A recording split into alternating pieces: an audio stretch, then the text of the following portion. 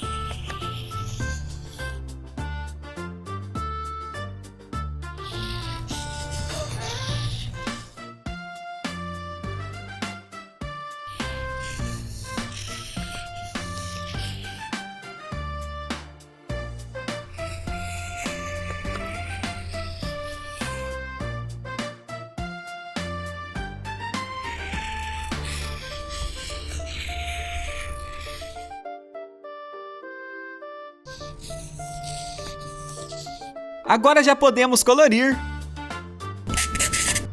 Lembrando, você pode pedir um desenho aqui nos comentários. Caso você seja novo por aqui, não se esqueça de se inscrever para acompanhar os próximos desenhos. E o seu like é muito importante para o engajamento do canal. Obrigado pela ajuda, eu vou ficando por aqui e até o próximo vídeo.